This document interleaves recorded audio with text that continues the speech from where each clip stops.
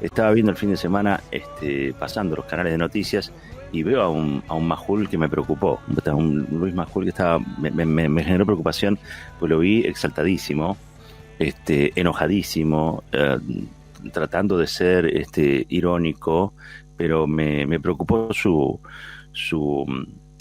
situación, ¿sí? ¿De qué estaba hablando? Que a fin de cuentas lo que podría explicar ese estado de aceleración, de malestar que se le advertía.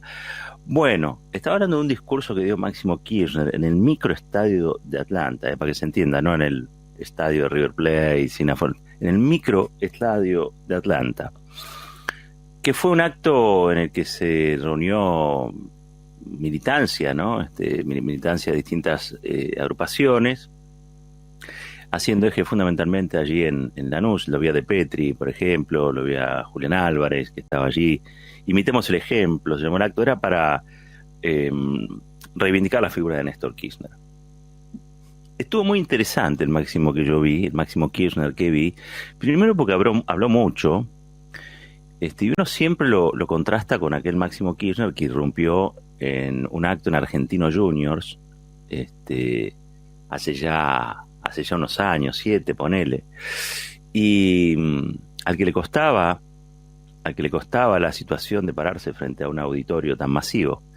Bueno, el tiempo ha pasado y Máximo Kirchner no solamente está allí hoy arriba de un escenario bien plantado, sino que ha adoptado una forma pedagógica de hacer discursos, de hacer política, que contrasta con casi, yo diría, la gran mayoría de los otros y de las otras que se dedican a la política. No estoy diciendo que sea ni mejor ni peor, estoy diciendo que tiene un estilo propio y que ese estilo es un estilo no habitual para la política. Es como si los redondos o los redonditos de Ricota hubieran llegado a la política, ¿no? Una cosa así. A mí siempre me pareció que en algún momento esto iba a decantar en algo. Estamos hablando nada más y nada menos que del presidente de la bancada del Frente de Todos, y de un discurso con algunas definiciones que son muy interesantes porque no han sido formuladas así, no han sido formuladas de este modo. Creo que también el arte de hacer política es el arte de comunicar. Creo que también a todo esto le hacen falta plataformas. De eso no hay, pero pareciera que cuando habla Máximo Kirchner, lo que sí hay es lo que habitualmente falta, y es política. Hay mucha política en ese discurso. Mire, nosotros cortamos algunos audios, los compartimos, porque bueno, ustedes saben, ¿no? Estas cosas solamente se difunden o se difunden un poquito para ser castigadas, con lo cual es difícil a veces tener el contexto o la frase completa, ¿no? De lo que se dice, o el argumento desarrollado. Están hechas para ser castigadas estas intervenciones. Así que bueno, las rescatamos un poquito. Ese es un trabajo que ha hecho Gaby Presta, y yo las quería compartir con ustedes. Sobre todo, son 4 cortes. El primero es donde Máximo Kirchner, allí en Lanús, imitemos el ejemplo, se llamó el acto, era para evocar la figura de Néstor Kirchner, hablaba su hijo Máximo Kirchner.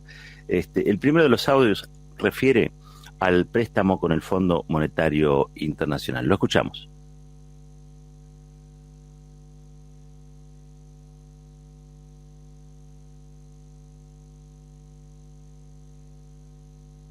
Miren lo que habrá sido de inepto en el gobierno, que le dieron 44.000 millones de dólares y perdió la elección. Y si yo le pregunto a ustedes, ¿alguien de ustedes vio el préstamo del Fondo Monetario Internacional en sus barrios, en sus universidades, en los hospitales o en las escuelas? Nada. Se esfumó, dilapidó plata prestada. Lo peor de lo peor, y eso es lo que ha sucedido. Ustedes imagínense, sería muy bueno que el Fondo Monetario Internacional venga a Argentina a explicar y nos muestre cuáles fueron los estudios que realizó la tecnocracia, la burocracia.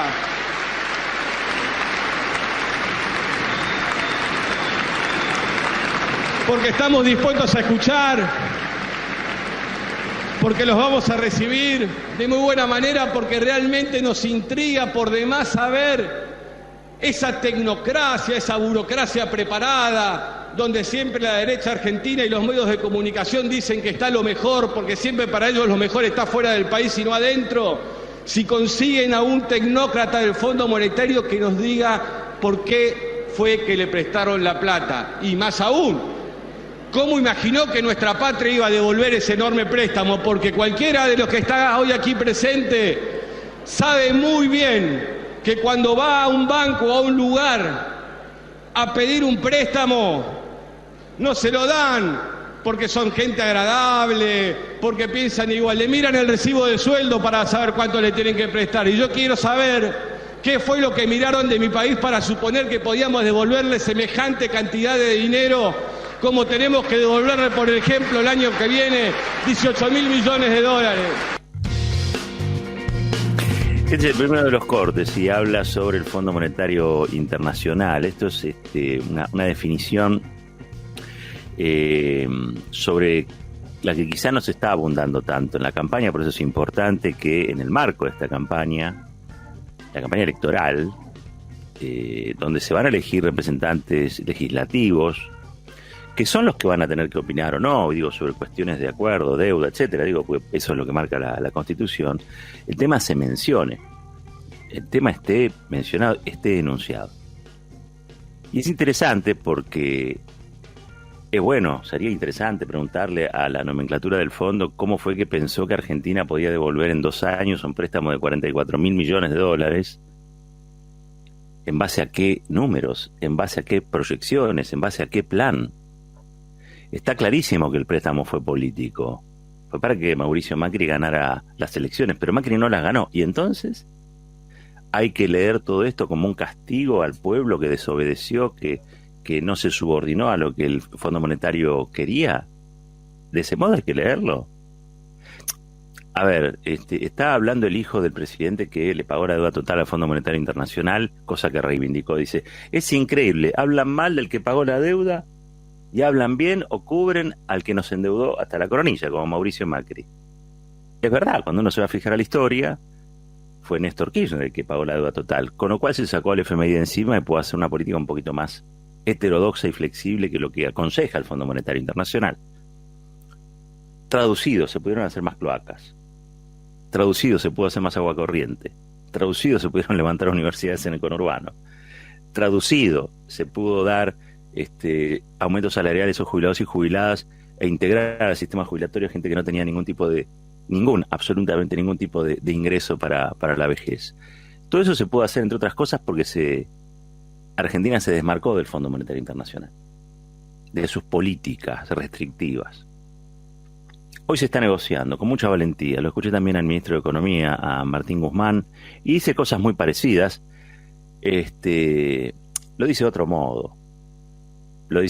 Bueno, y estos son los famosos matices, ¿no?, que hay al interior de la coalición de gobierno, que es el Frente de Todos. Algunos tienen más tribuna, otros tienen quizá tribunas distintas, vamos a decirlo así. Pero Martín Guzmán no dice algo muy diferente. Lo que sí creo que Máximo Kirchner hace el eje en que, no sea que por pagar la deuda generemos mayor preocupación o mayor hambre en nuestro pueblo. La gente votó que la saquemos de esa situación en la que Macri la había dejado, dice también Máximo Kirchner. Habló sobre la oposición, la calificó de destituyente. Vamos a escuchar ese audio.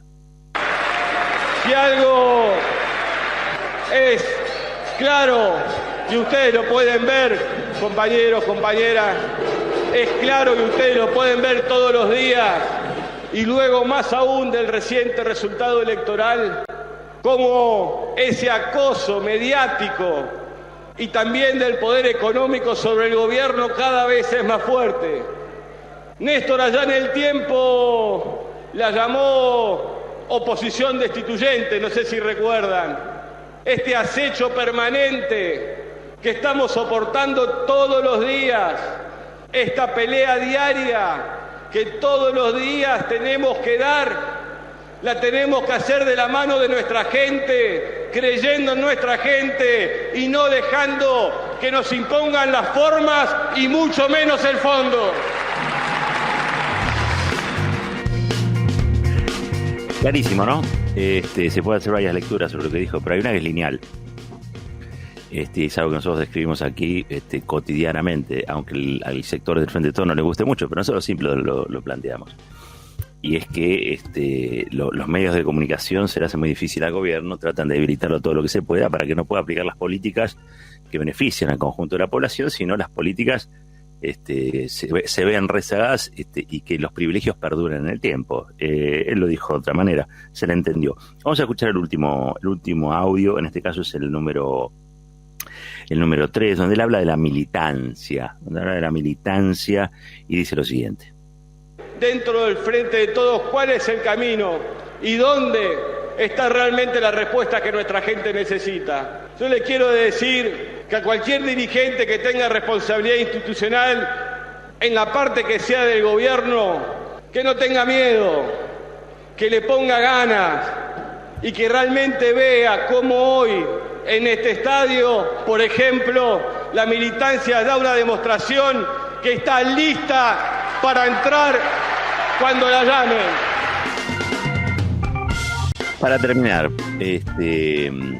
fue un acto característico del kirchnerismo, con mucha militancia, con mucha juventud también, donde hay que decir, se cantó contra el Fondo Monetario, se cantó la marcha peronista. Y en esta frase final, él dice, la militancia está ahí para acudir cuando la llamen. Me dio la impresión de que estaba haciendo algún tipo de reproche público sobre la ausencia de calor popular a estas manifestaciones en el marco de la campaña. Creo que es un tiro por elevación a los consultores, fundamentalmente a uno, creo que es el que ha tomado decisiones en función de la campaña del Frente de Todos, que prefiere actos fríos, actos como los que hacía el macrismo en otra época, y quizá menos calor o menos fervor. Me pareció, capaz que está diciendo cualquier otra cosa y yo lo estoy interpretando mal. Pero qué interesante, hay otro Kirchner en la política desde hace rato, en este caso interviniendo más fuerte, clarificando también, con cierta frescura, llegando a otros niveles, a otra gente. En un momento pensé que iba a empezar a hablar de la casta política, casi me asusto, me agarré de la madera de lo que estaba escuchando. Pero bueno, ahora entiendo por qué Majul estaba tan enojado, y por qué estaba tan nervioso, y por qué estaba tan, ¿cómo decirlo?, fuera de sí. Hay cosas que parece que nadie puede decir, ni siquiera un Kirchner, pero una vez que se dicen, empiezan a pasar cosas. Y creo que mucho de lo que dijo Martín Guzmán después con Varoufakis en CCK tuvo que ver con este acto. 18 minutos pasaron de las 10.